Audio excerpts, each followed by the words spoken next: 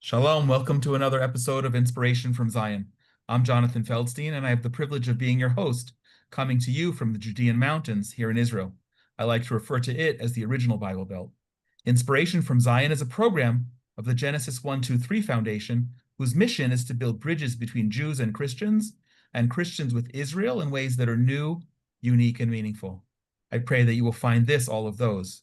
Through this program, we're excited to connect you to people and stories in and relating to Israel to experience aspects of life here that you might not otherwise know about. We want this to be interactive, so please be in touch at inspirationfromzion@gmail.com and send along any questions about any topics anytime. Or you can reach us at genesis123.co or follow and like Inspiration from Zion on Facebook, Instagram, and Twitter. Stay tuned until the end, where we're also going to share an exciting opportunity, and please feel free to share this with others who will also find it of interest. In early June, my friend and colleague Rabbi David Fine published an article in the Jerusalem Post entitled, "If We're So Smart, Why Are We So Divided?" In it, he noted that the Jewish people can win Nobel Prizes for economics or medicine, among many other achievements, but why is it that the holy grail of Jewish unity is so elusive? He suggested we apply the same efforts and imagine the goal to crack the code on Jewish unity, not just in theory, but through practical steps. A plan. That's what triggered this important conversation today, and the link to his important article will be provided in the notes. Today, we're having a different kind of conversation on Inspiration from Zion. Most of our audience is typically Christian, and we always seek to use these conversations to build bridges between Jews and Christians, to offer insight and topics from and relating to Israel in areas that can bring greater understanding. This conversation will do that for sure, but it's a uniquely Jewish topic.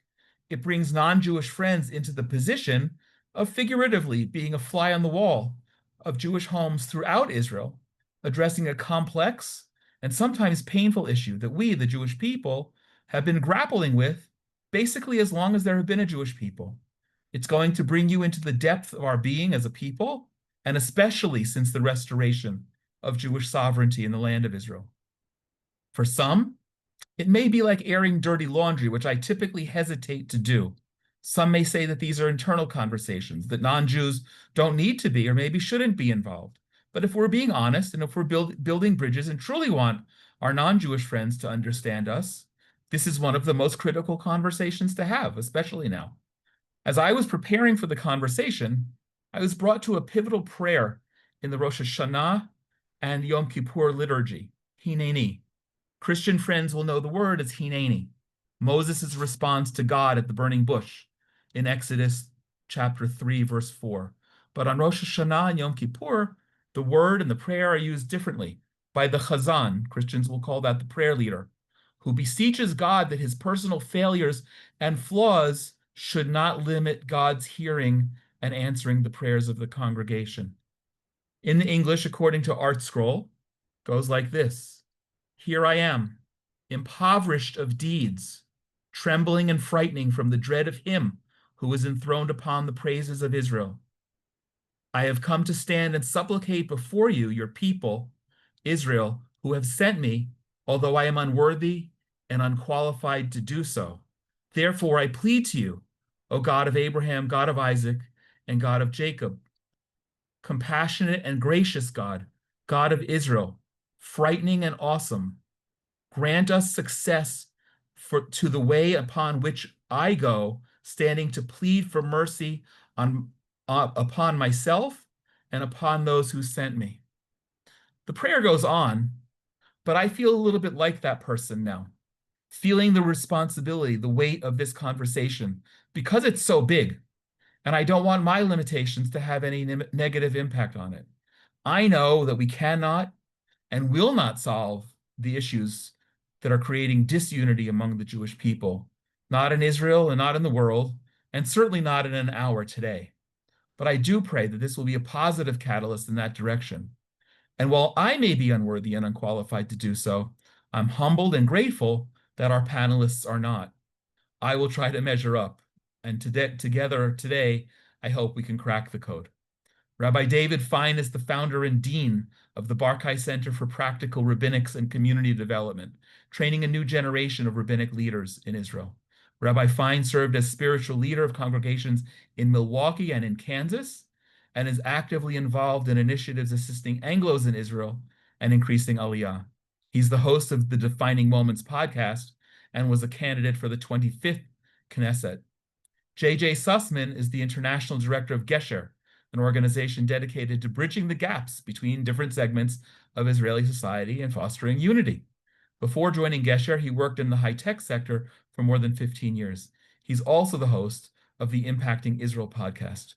We're going to dispense with titles today, not out of disrespect, but because today we're just three concerned Jews in Israel looking to shed light on a critical issue and solutions for our future. David and JJ, welcome to Inspiration from Zion. Thank you for having us. Thanks, Jonathan. So let's jump in. This is important, and it is quite awesome to me, at least. David, I want to share the link to your article. It was shared in the invitation for this. But what was the motivating factor for that, especially when you wrote it?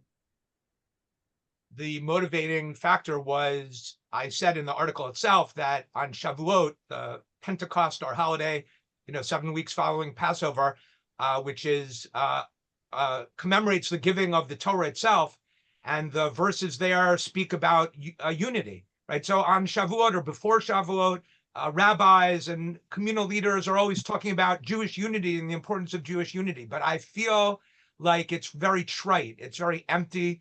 It doesn't really have any meaning. It's just things that people say. And, a year later, we're just as disunified as we were a year before. It seems to me, or perhaps even more disunified. So I use that as an opportunity to try and share the ideas that I did in the article. Thank you. JJ, you did this for a living. What's your secret sauce? What's Gesher's secret sauce? So if I gave away the secret sauce, I think my living would not be my living anymore. But seriously, ironically, you started with quoting from the Rosh Hashanah and Yom Kippur prayer, and I see one of the attendees was actually the Baal Tokea, the one who blew the shofar when I was a child many decades back, growing up in New York. So just like your intro, I think hearing the sounds of the shofar is a wake-up call for all of us, I think, to think about how we do it. But if I would summarize in one word, what Gesher, where I work, has been predicated upon for all these years, it's been working to try to foster Jewish unity. The word in Hebrew I would use is mifgash. And what mifgash means in English is that people need to meet one another. And once we step away from the keyboards, once we come into a room and meet the people on the other side, that's usually a harbinger for having the flames kind of reduced and being able to disagree while staying united. And I think there's an incredibly important distinction there between disagreement, which I think is a feature of the Jewish people, and disunity, which is something we can't afford to have disagreement lead to. So let me flip it. I want to get into some specifics and be sure that we have time at the end to talk about substantial plans of action. Again, recognizing that we're here having a conversation for an hour. And I do want to invite all those who are joining us live to use the Q&A feature to share any thoughts you have, any questions, comments, and maybe you've got the solution, the silver bullet. But for right now, for David and JJ, what does Jewish unity mean to you? It's, I think, easier to identify the disunity. David, you mentioned maybe we're more disunified today than we were a year ago. 2 years ago, we were in a whole different set of disunity on completely different issues. What does it mean, unity, especially now and especially this week as we are approaching Tisha B'Av? So first of all, I just want to make a note, because you said, when you were talking about my article at the beginning, you said the Holy Grail. I did not use that term. No. That was my. I'm an Orthodox rabbi.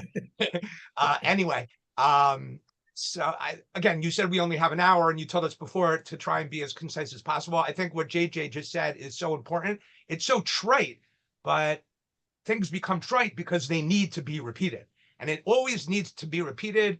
I'll say it a little differently than what JJ said. There's unity and there's uniformity, right? That's said all the time. Unity means that we could disagree strenuously and passionately, but we disagree respectfully and properly according to Jewish tradition. Uniformity means that we all think the same thing, and people very much, mistake one for the other. When I wrote my article, I got a lot of comments on messages on WhatsApp saying, "Oh, we don't need unity," and what they really mean is we don't need. We think that we can't see a time where everyone will agree on everything, right? So I'm saying that's not what we're looking for. We're looking for a disagreement, but respectful disagreement. I always say that our sages in the Talmud, who lived thousands of years ago, were the smartest people who ever lived in the history of the universe, and the principles that they laid out are still relevant and meaningful for today. And they laid out in the Talmud how to disagree respectfully. And if we could look back to our sources and see how the rabbinic sages did that, I think that would really lead us to more unity. I'll just say one last thing. This is a religious group, and I think that unity. This is not necessarily answering your question, but I think it's important that it be said. Unity is not only utilitarian, right? It's not so that we can, do things, achieve things. Unity is an aspect, you quoted the hinam, like JJ said. I see that my father's online. My father, as I was growing up, he was the Shliach Tzibor, the prayer leader for Musaf. Many times in my childhood, I heard him sing hinam many times. So as you said that, I started thinking, hearing him sing it. But anyway, God is unified, right? We say Hashem Echad Ushmo Echad several times a day in our prayers, right? God is one and his name is one. And therefore, we are commanded as Jews to imitatio Dei, to imitate God, right? And therefore, if we are to imitate God and God is one, we don't really understand what God is one really means, right?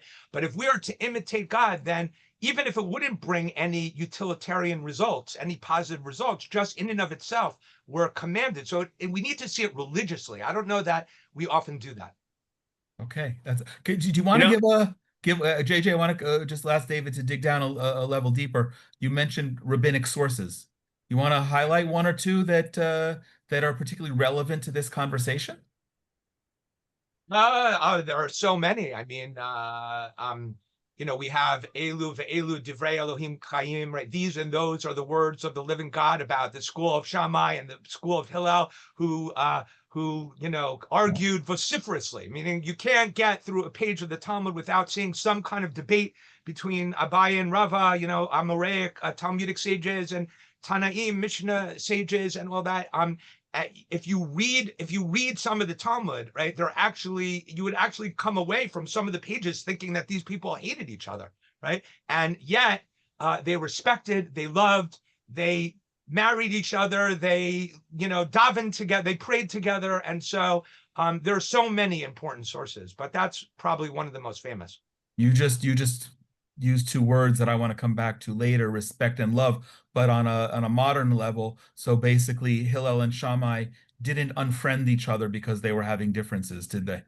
That's exactly where I want to pipe in, because I hear I'm talking with a rabbi on this webinar, and I'm going to jump about a few thousand years forward to social media about unfriending and the like. You asked what's Gesher's secret sauce. About a year and a half ago, the trends are against us. The algorithms are against us. It's very hard to foster unity when you're talking to your own echo chamber and you're hearing your own thoughts from all the people who are similar to you.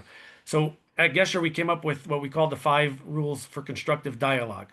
And you can look it up online, 5 rules for constructive dialogue. Gesher's 5 rules for constructive dialogue. I think there are subtitles in English as well. But they're basically very, very similar to what David just quoted from rabbinic sources, right? One is to really listen and pay attention to the other side.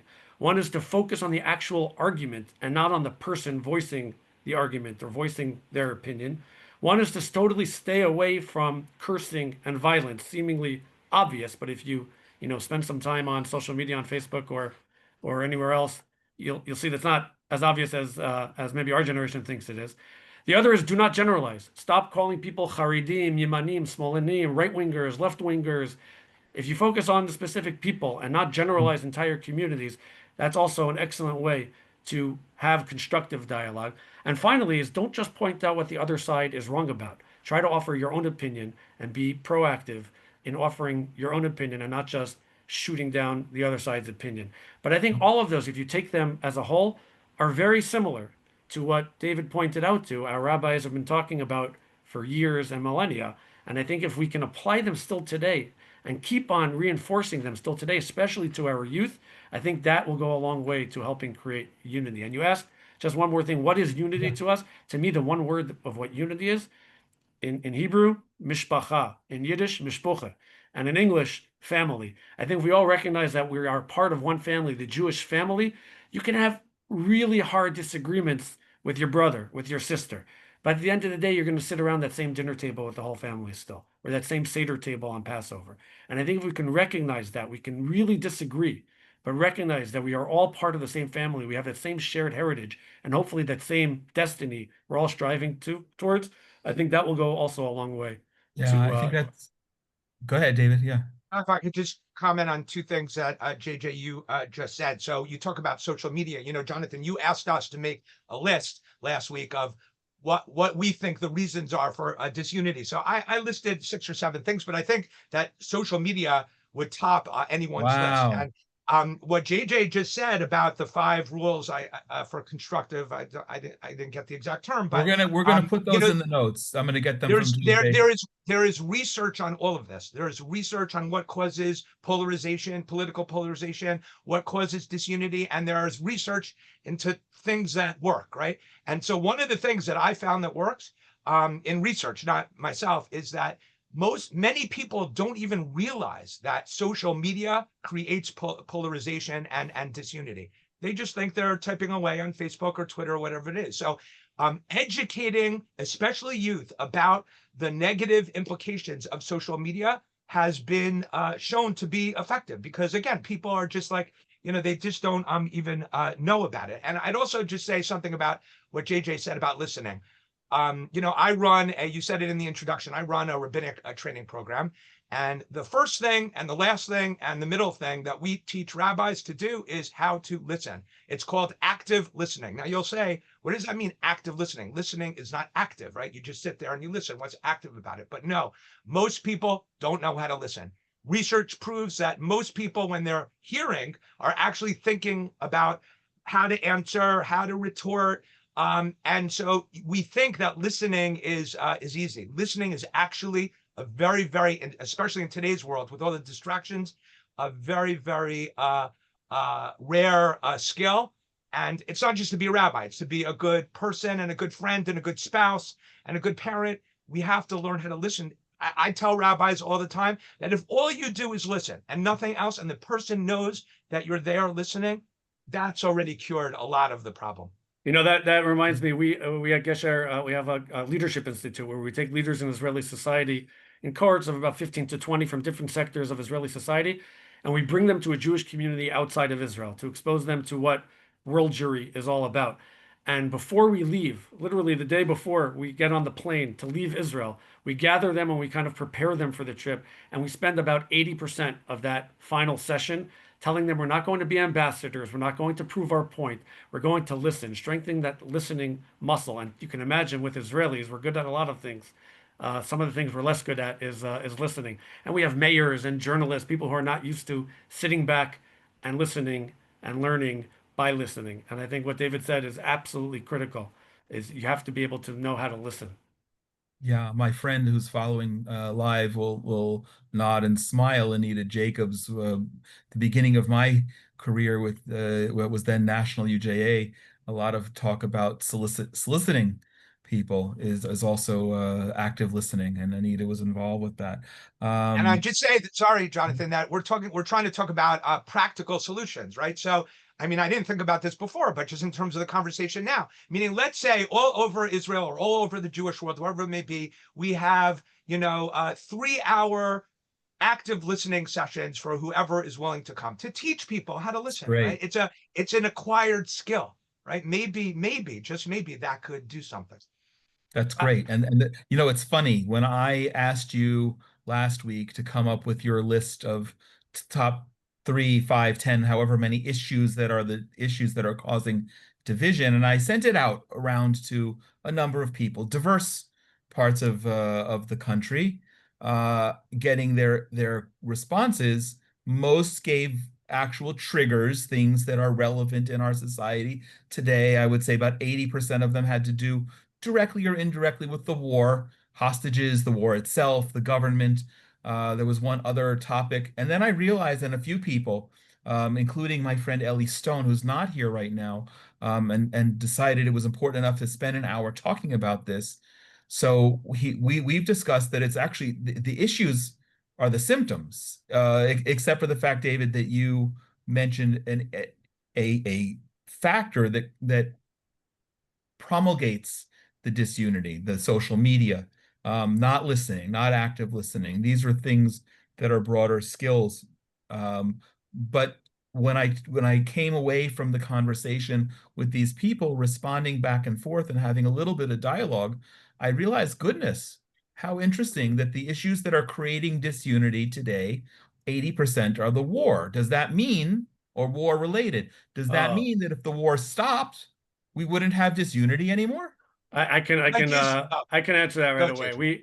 We at Gesher have been taking an index of what the most pressing conflict facing Israeli society is for Israelis. We've been polling Israelis year after year for the last now about 6 years, I think. And you can imagine at Corona time, the most pressing conflict facing Israeli society was the Haredi General Israeli Society conflict.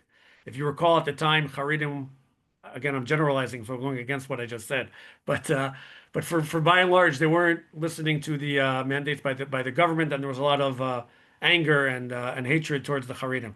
Fast forward 2 years later, it was a judicial reform, and then it was the anger between the right and the left. The conflict was the most pressing conflict between the right and the left. So much so that on the Yom Kippur, just 2 weeks before October 7th, we had that crazy incident in Tel Aviv where Jews were running into Yom Kippur services and breaking them apart. And fast forward to now, where we're having the draft issue is at the top of the headlines today. And again, the Haredi issue, the ultra Orthodox not serving in, again, generalizing, the ultra Orthodox not serving as a community in the IDF is becoming the most pressing conflict. So I agree with you 1,000%. Right now, it happens to be right now that's the issue, but it's an issue that's deeply seated in Israeli society, and I think it's In the something that non-listening, in looking at people not as part of the mishpacha, as the family, in the actual DNA of yeah, what but I'll tell you, disunity. in Israeli society, if you're familiar with our educational system, for example, we have a siloed educational system. The Haredim have the ultra Orthodox have their Right. own Oh, educational right. system. Excellent The point. religious have their own. The secular have their own, and then the Arab population, which we'll ignore for purposes of this conversation, have their own as well. When you have siloed educational system, if you don't do anything active about it, Wow. then you're never going to meet somebody from the other sectors until you get to the army. And again, the ultra orthodox by and large aren't there. So you have stereotypes building up and walls building up and fears building up. So much so we have one of our programs, Gesher, is called Israeli Dialogue, where we try to shatter this stereotype and bring an ultra orthodox person into a classroom of 11th and 12th graders who are non-ultra orthodox, whether they're religious Zionists or secular. And it's a program that's running now for 5 years. And we had someone from Tel Aviv University evaluate if we're being successful. And what she measured was something called the meta perceptions, which for you smart people probably know what that means. But it's basically what I think you think of me. So it's what the students in the classroom think, the ultra orthodox thinks of them. And that's proven to be academically, a leader for hatred and violence even. And if our hypothesis was that if we're able to increase the participants' meta perceptions of what the ultra orthodox think about them, we can bring down the level of hatred and really just focus on the real issues and the real disagreements. And we were Yeah. successful in doing that with a very minor intervention. And again, it's by creating that meeting, by creating that all of a sudden, instead of a Haredi person, ultra orthodox person, he's a person with views that I vehemently disagree with. But it's very, very hard to hate with such hatred somebody who's Yeah. sitting in front of you in the classroom and who you get to know and shares his personal stories with you as well. I would just Excellent. take great exception to what you said, Jonathan, at the beginning in terms of the war and the other issues that you stated, meaning we're not disunified because of the war. There, meaning the disunity comes first, right? And there's not a war because we're disunified, but there was a judicial reform crisis because we're disunified. I think the order is different. If there wasn't this issue, there would be that issue. And, Correct. you know, 50 years and 100 years and 2,000 years ago, there were other issues. It's not the issues, it's the personality, I think. Right. Just to talk about a minor intervention, here's another minor intervention that I found in some of the research, right? It's called human connection videos, right? Human connection videos, you could Google it, right? It shows people with opposing views forming bonds with each other, right? Just those people seeing those videos brought down, you know, disunity and political contempt, you know, whatever you want to call it, by a significant amount. So these interventions that help, you know, small amounts of people, pretty soon, you know, you help 10 people here, 100 people there. Gesher does this, Barkai does that. Other organizations do what they can do. And pretty soon, you know, it grows. So I think we have to start small, but aim big. And using your example earlier in terms of social media could also be harnessed if there were to be an initiative here in Israel where we make 10,000 30-second videos like what you're saying, and just blast them out all over social media and television spots, you can also reframe how people are thinking. And I agree with what you're saying, David. I approached this from a really wrong perspective. I figured, okay, we could list the top 5 issues, and whatever those issues are, and they're different issues today than they were 2 years ago before the war, and as JJ mentioned, during COVID, and however far back we want to go, we're going to have those issues. But it's the symptom of the disunity. It's the and maybe this is a good way to pivot back. I think it was something you said, David. You were talking about, yeah, you did, in terms of love and respect. At this season before Tisha B'Av, we're talking about baseless hatred, sinat hinam, as why the temples were destroyed, right? Okay, we accept that. And the opposite of that is typically ahavat hinam, unconditional love. And I was speaking about this with somebody the other day, and I was wondering, is it love? Could you love somebody? Or do you have to respect somebody? And in fact, an anonymous person commented, JJ, in the Q&A about your normal family. And this person wrote, "My life has been much better since I cut off contact with my brother." Okay, those are realities. Those are not things that if we're looking at a family. But my question is, do we still love the brother who we don't have contact with, or must we respect that brother for whatever reason that we're challenged? How do you play balance between love and respect? It's a phrase that you had brought up, David, or terms you had brought up. Well, I was more talking about the emotion that we're familiar with, but as long as you're asking me about love, I have a very long sermon that I give about love, but I won't spend the next 30 minutes. Who threw me on the panel with the rabbi? Love in Jewish sources is not an emotion, it's an action, right? The Sefer HaChinuch, a very famous a medieval book that talks about, describes all the 613 commandments, says, Acharei ha'pulot nimshachim halevavot, right? That our emotions follow our actions, right? So usually we think in modern times the opposite. First, I have to love somebody, and then I'll do something for them, right? But I cannot be commanded to love JJ Sussman, even though I do, right? I either like him or I don't, right? But if I do things for him, the actions will lead to emotional love. So I think that that's a very important, like I said before, that our Talmudic ideas could really be very relevant in our day, right? I don't necessarily have to love the person, you know, I want to hug them, I want to whatever, but I have to do for them. And if I do for them, then my emotion of love will increase and improve, right? We saw at the beginning of the war, you know, JJ mentioned the Haredim. So many Haredim, right, came out and did things for the soldiers, bought things for the soldiers, and it's quiet. It's not as loud as some people would like, but my belief is that I'm very optimistic. I think it'll take a very long time, but I'm optimistic from what I see on the ground about the developing, you know, the improved relations between Haredim, you know, ultra-Orthodox Jews, for lack of a better term, and others. So that's what I have to say about love. I think it's extremely important. I always use this in my rabbinic counseling. Somebody would come into my office and say, Rabbi, I don't think I could go to prayer services because I don't believe in God, right? So I said to them, go to prayer services and then you'll end up believing in God, right? It's the action that has to come first, not the emotion. But is love going to either create unity or upend those conditions that create disunity? Is love enough? I think there's a song in there. If you take it from if you define love as I just defined it, right, the more I do for others, the more I end up loving them, right? So I think that that's practically the only real way to develop even the emotion of love.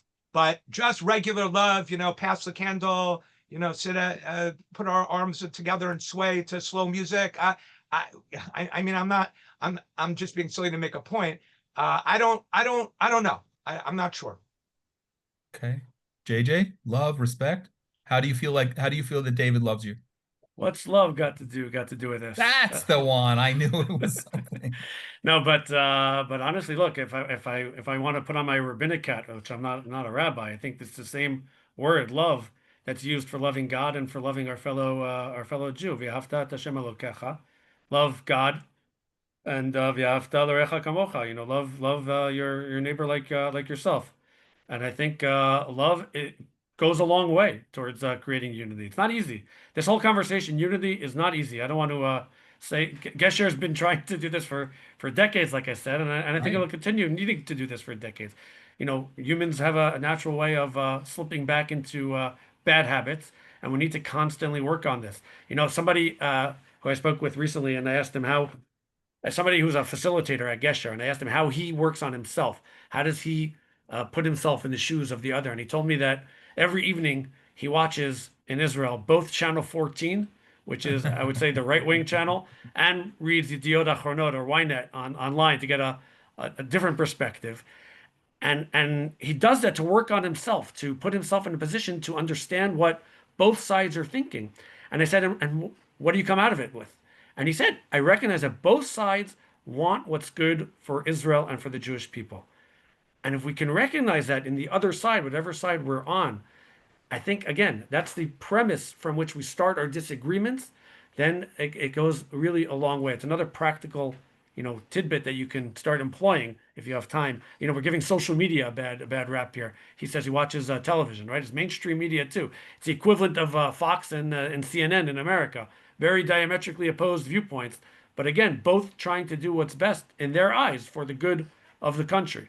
And I think it's another, everyone can apply it how they want, but it's another great tool for trying to create that sense of understanding between different sides. For the record, when I travel, I watch Fox and CNN and sometimes MSNBC on purpose, because I want to know what everyone's saying. But do you do it in Israel, Jonathan? Yeah, well, okay, that's another story. You're right. But I don't, by the way, even though my inclination is right of center, I don't watch Channel 14.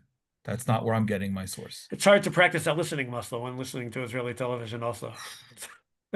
Yeah, more the mute button. So let me ask you a question. I'm glad that that Zoom is taking notes, because there's a lot to unpack from this, and we'll try and do so in a way, and maybe the three of us can publish something afterward. Certainly we'll share the link. There's a lot of ideas are already coming up, and again, I welcome anyone who wants to share some constructive ideas. But as I was preparing for this, and because it's so big, and because I'm the kind of person who's looking for the solution yesterday on everything. Everything's got, so it's frustrating to me, JJ, when you said, I know Gesher from years before I made Aliyah, and it's amazing. But to me, I'm frustrated that we haven't found that silver bullet yet. We haven't figured it out. But what I'm taking away and getting comforted, if you will, by both of you, is it's a process. And it's a process that requires a lot of nurturing. But what I was trying to wonder, and you're both in this much more than I, do we have a model for unity? Have we ever had unity? Is there something that we can emulate and say, remember when the Jewish people were unified back then?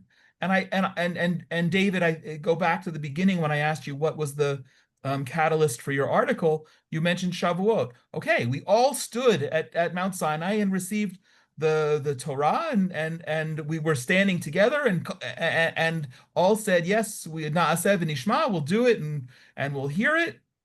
So presumably there was unity, at least at that moment. But do we have a model that we can kind of dust off and say, well, let's just go back and stop trying to reinvent the wheel? So I said in my article that I believed that the giving of the Torah and the acceptance of the Torah by the Jewish people was really the only moment of unadulterated Jewish unity in the history of time. And I also said that if we were able to do that again, that it would bring the final redemption. So that's number one. Number two, the model I spoke about before. I think that the Talmudic model of the rabbis, of the sages, where people knew how to do both.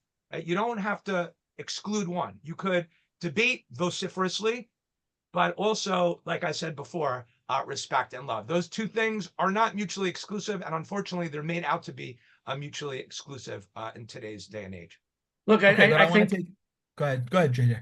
No, I think a question I get a lot, and it comes up at specific times, I guess. You know, if you would have polled Israeli society, as David mentioned earlier, the week or two or three or four after the war broke out, you would have said there's tremendous Jewish unity. And the question is, how come we can always come together during times of tragedy and become unified, if the case, during times of tragedy, and why can't we carry that forward to quote unquote everyday life? I'm sure growing up, we had the struggle for Soviet Jewry. I would say it was a mission that unified many parts of the Jewish community around the world. And we can all think after Entebbe, maybe you could have said was another time where there was tremendous pride and even unity.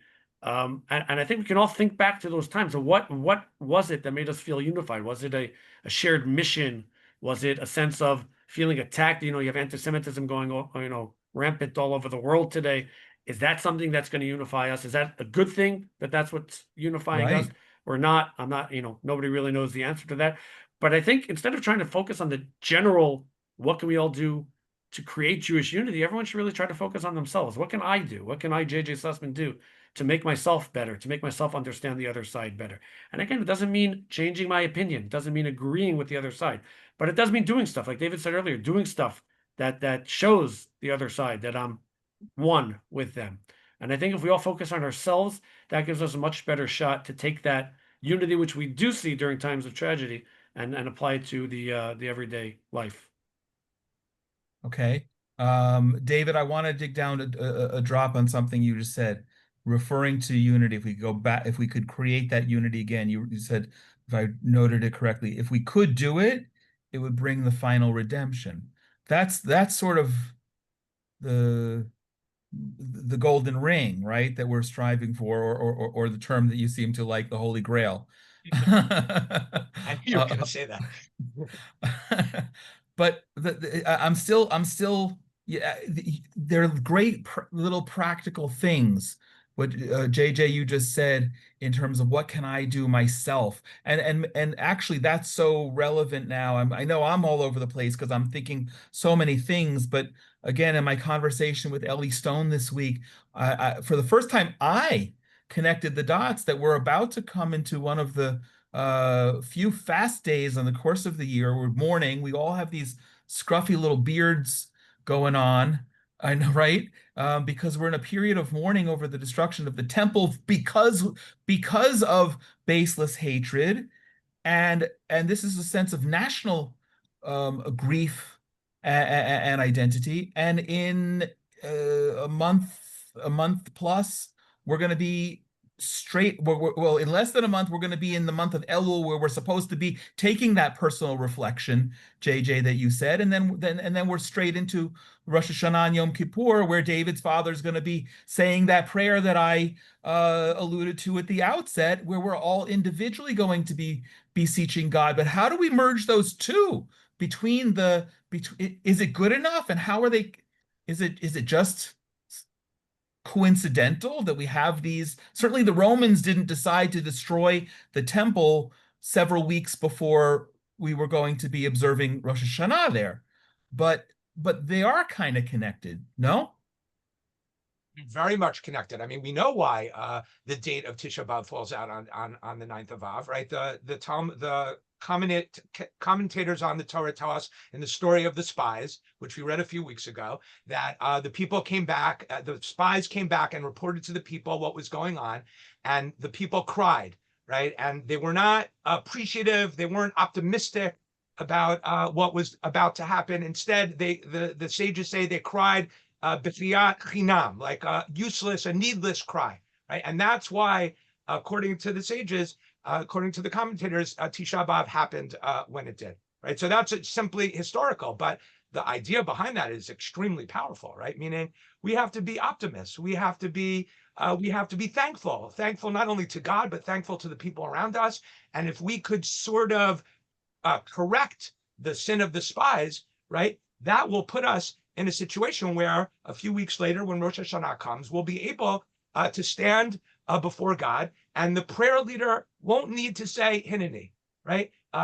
Obviously, I'm being a little extreme, but because we'll be in a point where we don't have to worry about our sins, perhaps, because we've created a situation where we're thankful to God and we're thankful to the people around us, and that, I think, is one of the elements of real unity.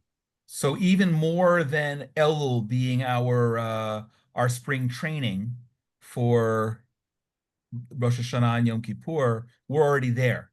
Right now, we have to slow down. You're scaring a lot of people who haven't started cooking for Rosh Hashanah yet. Slow down. Slow down. I don't mean culinary. We still have a summer. We still have a summer. I know. Okay, but go ahead. Sorry, keep going. No, I'm just taking that. We gotta bring that prism of a national responsibility, which, yeah, you're right. Okay, started with the spies, but take it to we got to process it through that personal funnel, so that, as you said, David, and it's a very beautiful aspiration, that we shouldn't need to be worried about that. Yeah, but there's no question here. I think. Go on, JJ. Sorry. I'll just be very brief, then I'll defer to you. But like you said before, where the temple was destroyed because of baseless hatred, the second temple. But I think that's the only thing that's ever brought us down as a people has been our internal divisions and our internal hatred. No external force has ever taken us down as a people. Even now we're experiencing that in these days right now. Thank God, and we see miracles in front of us every single day. Yeah. Our external threats are being met with incredible bravery and courage. And the thing that I believe the number one threat facing us as a country and as a people are our internal threats, our internal divisions. And I think if we don't do some of the steps and some of the ideas that we spoke about here, that's a much bigger threat to us going forward as a nation than anything else. David, I would just add that, and I thought I was going to be talking about, polarization, political polarization, and here I am giving a bunch of sermons. Tisha B'Av is the time of our greatest tragedy. It's sort of the model for all time of what Jewish tragedy is all about. But yet, the Talmud tells us that the Messiah, Mashiach, was born on Tisha B'Av, right? And so the idea, again, is an extremely powerful idea that out of our greatest tragedy can come our greatest salvation, but that doesn't just happen automatically. I don't have time to go into the whole story of in the Talmud there, but it's a very, very powerful idea. And I just want to say something. I know this is not necessarily an answer to any question that you asked, but let's just say that when I talk about Tisha B'Av being the deepest tragedy, like, we're having fun and we're joking around and we're talking about Jewish unity, but let's not forget just how awful it is here. Right? Meaning in so many ways, right? Most people probably don't know that 10 minutes before this webinar started, we were in our safe rooms because the siren went off because Houthi missile. Where I sit right now in my house, right below, right at the bottom of the hill, I live at the top, lives Yariv Levin, who is the Minister of Justice of the State of Israel. When all the stuff with the judicial reform started, right? The big demonstrations that were on television on CNN or Fox News were in Tel Aviv, but we had our own demonstrations going on here week after week with thousands and thousands of people. A few times I happened to be there for whatever reason, and I'm telling you, people call each other Nazis, people call each other traitors, boger, right? People, it's literally hatred, right? So that's number one. And number two is where we sit, where JJ lives a few blocks away from me, right? You know, I don't know, in our neighborhood, you probably know better, JJ, but at least, you know, 5 or 6 soldiers were killed, you know, since the beginning of the war, probably more. So things are really, really tough and very, very challenging. And so this is not just some cutesy discussion. This is something that we need to really figure out to the best that we can. And use those things that are, if you will, the symptoms as a result of the war that are creating the disunity to prime the pump for creating it, for moving beyond it. And JJ, you also said correctly that we're experiencing tremendous miracles, and it's that disunity that's going to bring us down, not our enemies. Yeah, I'll just add, David very correctly listed all those real things that are happening, and he's being humble, but I won't be as humble. We both have children serving right now in the IDF, and I think they're some of the incredibly brave soldiers literally putting their lives on the line every single day to protect us all. And what are they protecting? They're protecting our ability to live here. And if we focus on these little silly things that are driving wedges between us, Wow. and not focus on coming together and really advancing our society as one, then you know, that's what they're fighting for. That's what they're out there for, to get rid of the evil that exists so that we can live in a very healthy, unified, just society. The purpose. Now you're talking about the purpose of our being here, which has to be based on unity. And so to give purpose for that, that's excellent. I just want to point out. Go Go on. Sorry. No, I no, just want to please. point out. I just want to point out one thing, and that is that you know, we're talking about attempts to solve this problem, and you know, JJ's talking about his programs, which are great, and other organizations and other, you know, institutions do other things. But the point of my article was to try a different approach, right? And the approach was one of what I called a business approach, right? What is the business plan for unity, right? Because I said we could do all these other things, but we can't seem to crack this. And this is perhaps our biggest challenge. So why don't we use approaches that are that work and succeed in other areas of our lives to try to solve this, right? So in America, I think that you don't need the government as much as you do in Israel, right? In America, there's a lot of unity in America. For a whole bunch of different reasons, you know, the big foundations and, you know, and philanthropy is able to solve a lot of problems. The ethic of philanthropy is not as developed here in Israel, unfortunately, as it is in America. And most big things in Israel have not been accomplished without some kind of you know, government participation. So my humble suggestion is that we take this kind of approach where, whether it's business leaders, you know, venture capital, I don't know, there has to be a way to apply these lessons that we've learned in other areas of life and apply it to this problem.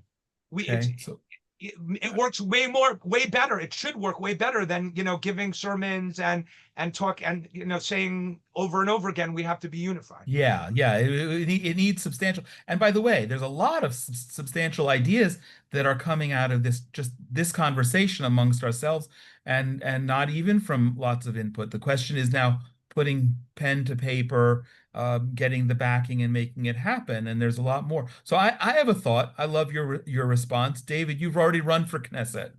A couple years back, not that long ago, there was a wild card party that people voted for called the Pensioners Party. It was sort of like a protest vote.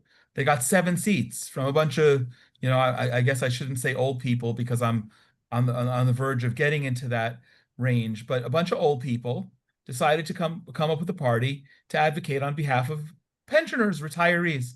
And that became the protest vote, and they got 7 seats, and they joined the government.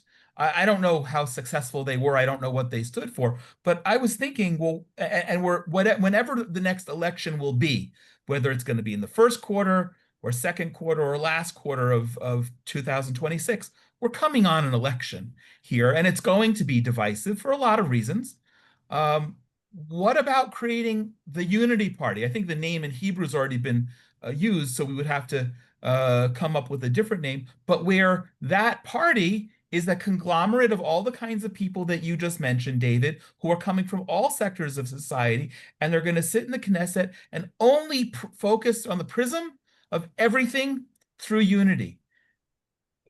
It sounds a little ridiculous, but then No, again, I think there have been a lot of attempts to have a unity party or a middle ground party, not right, not left, but middle over the last few decades, and even right now, there are forums that exist to bring together different organizations to focus on strengthening the Merkaz or the middle. And there are attempts. There's an organization that's come up over the last couple of years called the Rivona Revi'i, translated, I think, to the fourth quarter, which is trying something similar from the ground up, building a whole groundswell of support to come up with policies that are being written together by people from all different sectors. And there are a lot of attempts. I would push back a little bit on what David said earlier, that all the big projects, successful projects oh, that have good, happened, disunity. it's not disunity, it's disagreement. I think it's a very important distinction. I wouldn't rely on the government. I think that's not a recipe for success. Certainly not to start. I think to start, you have to start from the ground up. Once I think a lot of the big projects, once a lot of the projects take off, then the government can join. Right. But I think it's got to Okay, start I didn't say from the ground rely up. on the government. I said if you think back to most successful big projects in Israeli society and in the history of the state of Israel, I don't think you could find many of that in some way, shape, or form. Right. Again, we can argue about the high-tech sector and whether or not the Yozma venture fund that was set up was what enabled it or not, or whether it was really the entrepreneurial spirit that was enabled to flourish here, grew the entire high-tech sector, which I think is one of the biggest successes of the last few decades in Israeli society, as one example. But I think it needs to start from the ground up. I'll give you another example. Of not relying on the government. We were talking before the show a little bit. I went up north yesterday to Kiryat Shmona. And the north has been totally devastated over the last year and a half with tens of thousands of residents evacuated. I was in Kiryat Shmona. Pre the war, they had 25,000 residents, and even today, they're only about 60% back. Only about 15,000 of the residents have come back there. And what came up again and again and again from the residents themselves, unfortunately, is that they said that if there would be one or two or three Knesset members who lived in the north, then they would focus on the north. Our political system doesn't allow for representation by geography, as opposed to Correct. many other governments. And that's a problem. There's so many challenges that we have in this young state with our political system and how we're elected. If it would be so good, great people like Rabbi David Fine would have been elected, but clearly it's not yet mature enough to enable those kinds of things to happen. So I would be hesitant to rely on the government. I think going back to another point that David said, by the way, about bringing business people into these efforts, I think is a great idea. And again, what David's doing, by the way, Barkai, is a business idea. They're training rabbis who are at the top of totem poles, who are then influencing others. It's focusing on influencers to then influence tens of thousands of others who they have influence over to be better Jews, better citizens of Israeli society, care for one another in communities. And similarly in our organization, we just brought in a retired Air Force pilot who's not really retired because he's doing a lot of miluim and reserves. But he started, Doron Gavish, he started an initiative called Stop Pilug. Pilug is division in English. And he, over a very short period of time, worked with municipalities across the country, together with Gesher now, and created online ideas of how to stop the division within Israeli society. And again, it's coming from, he's not a business person in this case, but he's definitely a leader. In Israeli society, we say that the biggest business leaders were the most senior people or generals or officers in the defense forces prior to their entering business. But that's a great idea. I'll just say that I just want to correct something that I may have. Hold on, stop, full stop. I am not naive. I don't think that the government is going to solve everything or that we should rely on the government, right? What I'm saying is the government in many ways is part of the problem, right? What I'm saying is that in some ways, whether it's financial, whether there are other areas, and whether it's like you said, JJ, it could happen after it's already taken off. So I just want to make it clear that I'm not naive. I'm not naive because I was inside this system. And just so that everyone knows, when you say I ran for Knesset, like I have that on my bio, right? It makes it sound like, I was number 4 on the list or something, right? I mean, I was like number 9 billion on the list because I didn't do well enough in the primaries. But I've been on the inside, and it's very, very difficult. What you're suggesting, Jonathan, I would suggest is probably impossible to set up a party that would really compete in modern day Israel. By the way, one of the big problems in terms of polarization, political polarization is in Israel, and I suggested this when I was running for Knesset, but this would also be very difficult to achieve, is that the way Israeli politics work, right? Small parties, small far right, far left parties have a lot of control and are able to drag coalitions or prime ministers to this way or that way, as we've seen sometimes in the current war, right? Whereas in reality, most people are in the center, right? Most people agree about a lot of things, but we live in a system that doesn't accentuate that. We live in a system where we're pulled to the extreme. So I'll just say one last thing. There was a New York Times article last year that was talking about, I don't usually, let's just say I don't get my information about Israel from the New York Times, but somebody happened to show me this article, and it said that, I think it was at Princeton University. It was one of the top universities. I forgot which one. It said that there were students, AKA formerly top universities. There were students in the middle that wanted what they called a more nuanced approach, and they were having a very difficult time at Princeton. They were lonely. They couldn't find a group of people because the extremes have taken over, right? So I think that's true as well. Here, but politically speaking, I thought about starting a new party, and I've talked to many, many people very high in the political echelons in Israel and who know about doing these things. It is extremely extreme. It's probably easier to bring Jewish unity. Right? No, I would take it down all the way by orders of magnitude down to a practical level. We have a lot of people listening here to our webinar, and thank you, Jonathan, for putting this together, especially now during the days before Tisha B'Av. I think it's critical. But I think if we can start something here today, the three of us and everyone listening and whoever's going to be watching this afterwards, go out after this webinar, go out for coffee with somebody who disagrees with you. If you live in Efrat and the Judean hills, go to Tel Aviv and take someone out for coffee and hear what they have to say and listen. And if you live in Tel Aviv, come to Jerusalem and go out with somebody who's on the other side of the spectrum, take a cup of coffee, and don't just leave it there. Take a picture of yourselves, put it up on social media, say what you learned about the other person, and maybe we should even create a hashtag of some sort. But I think it's something that from the grassroots, we can really make a difference if we start doing that. If everyone focuses on themselves and what they can do, we can really make a huge difference and build that. Now it's going to sound like a plug, but build that gesher between all the different people within Israeli society. Build that. I love it. I just have two practical ideas as well. Something that I thought about while JJ, you were speaking about this. What's it called? Stop Pilug? Is that what it's called? Yeah. There's a website, Stop Pilug. Right. So I would say that I'm pretty involved and knowledgeable. I think most people would say about what's going on in this area in Israel, and I never heard of that. Right. And there are probably a lot of other things that you never heard of or I didn't hear of. Right. I know that our friend Rabbi Shmuel Slutky, who unfortunately, lost 2 of his sons on October 7th, Yishai and Noam, Hashem Yikom Damam, right? He started something with your relative, right? Where they put an ad in newspapers every week, and I forget what it's called, where they call out people. Hadibor. Right, Hadibor, the word. They call out politicians and news people who do not speak appropriately, right? How many people know about that, right? So if we could even gather, just as simple as that, gather all these different projects and make them more well-known so that more people can become involved, I think that would do wonders. I had another idea, but I forgot.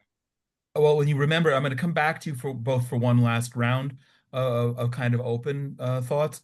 But I want to ask your help and anyone who's following here to not now to use the Q&A, but to email me any thoughts, because I'd like to take the notes from this conversation, boil it down, take links to, of course, what the two of you are doing and others, and Hadibur I also had never heard of, but I'm so impressed. And JJ, I love your idea about going to Tel Aviv. I had a very provocative conversation at a really loud wedding last spring with Ellie Stone, who I've mentioned. He's my neighbor.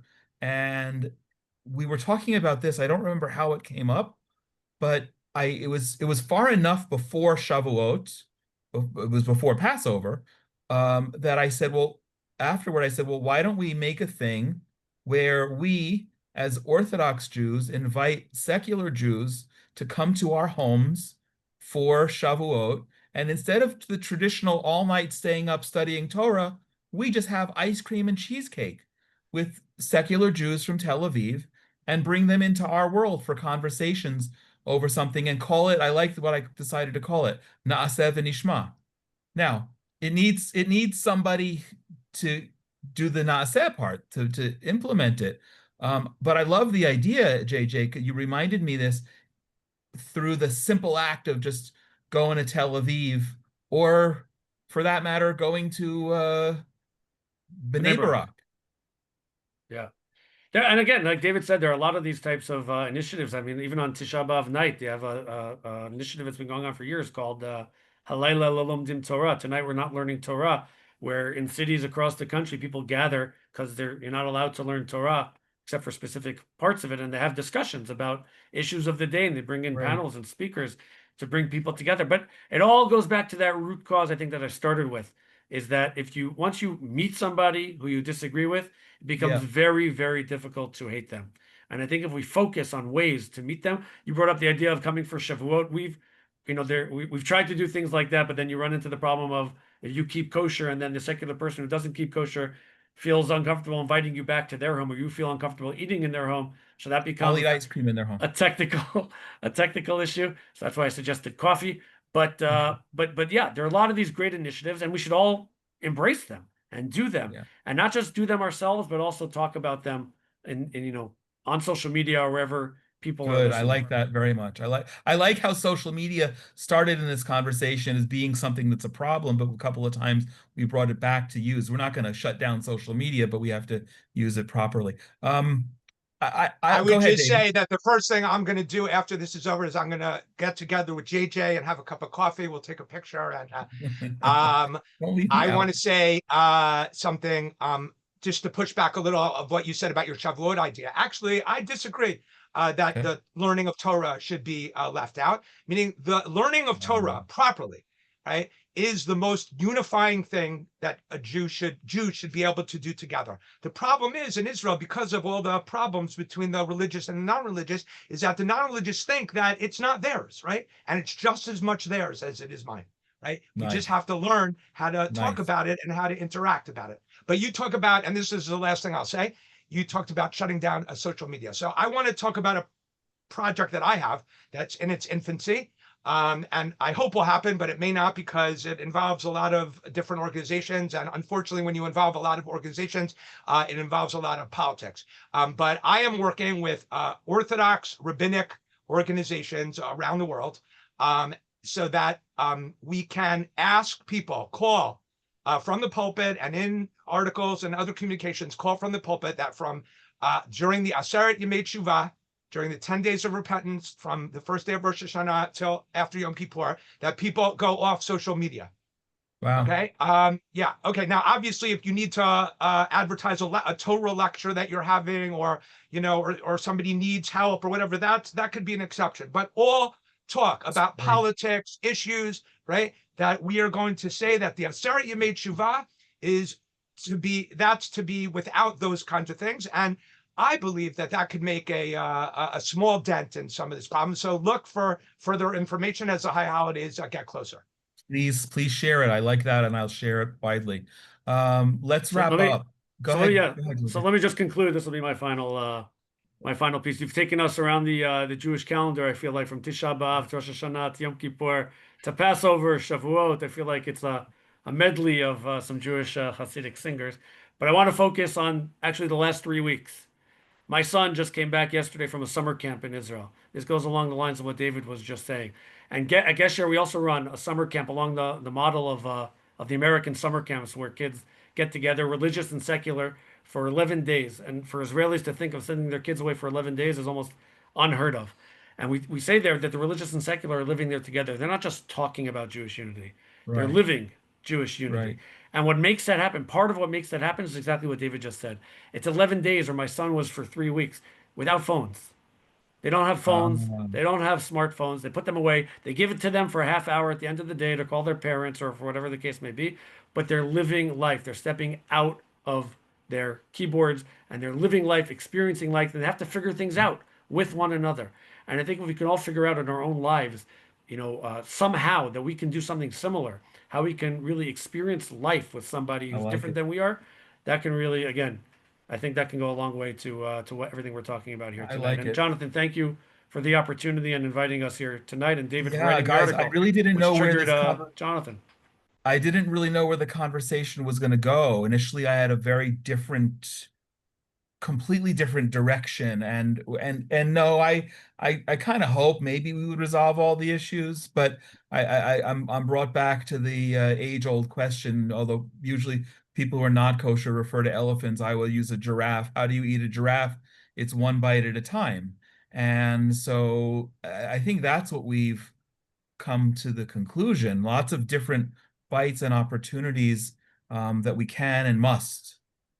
So I would invite everybody who's listening now live, and we'll get the link to this, and anyone who's listening not live and gets the link. We happen to be talking at the end of July in the summer of 2025, but this is relevant and will be relevant for the foreseeable future. And I'll do my best with your help, JJ and David, to kind of gather resources. And I'm a good provocateur. So let me help to provoke people. I do like to end my programs with giving the last word, even though you just said that was going to be your last word. Since I do this, I don't want to miss the opportunity. We've talked about a lot of stuff. We're not coming up with a silver bullet for it all specifically, but what have we not addressed?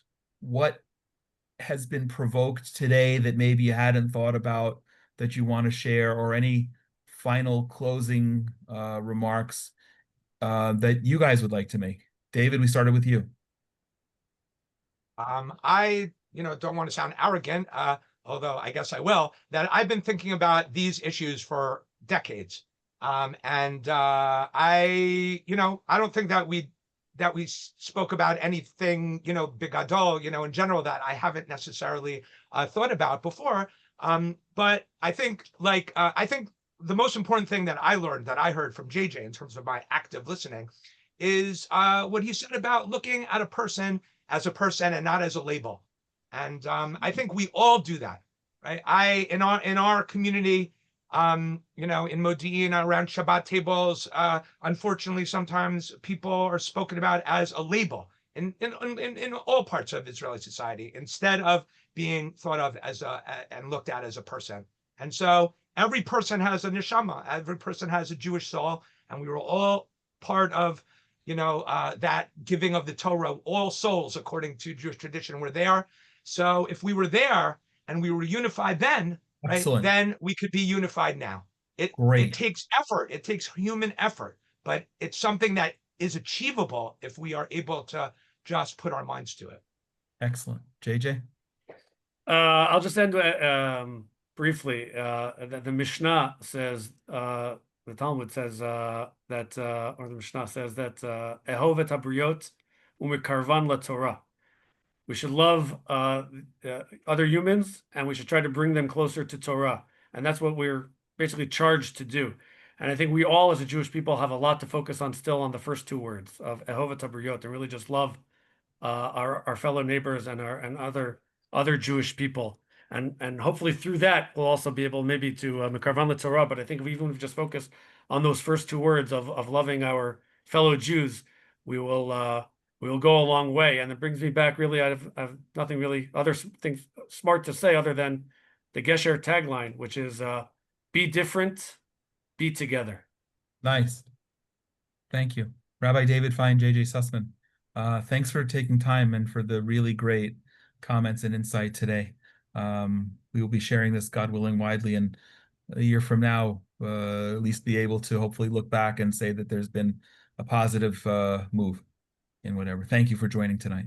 Thank you, Jonathan. Thank you, Jonathan. Thank you, JJ. As we always wrap up the Inspiration from Zion webinars and podcasts, we have a great program called From Jonathan's Bookshelf.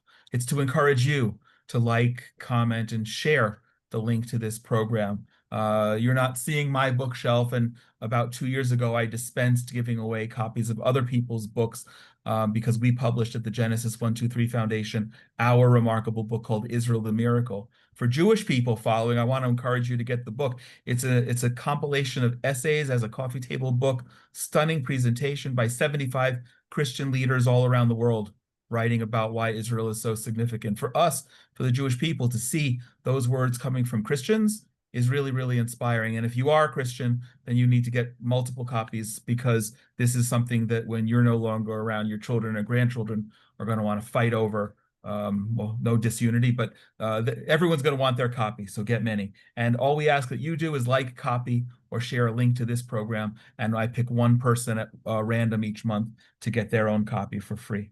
We're always grateful that the podcast is sponsored by our friends at the Willow Run Greenhouse in Culpeper, Virginia. If you're ever in the area, pop in and thank them for helping make conversations like this possible. And also special thanks to the Coyne family as well for their meaningful sponsorship.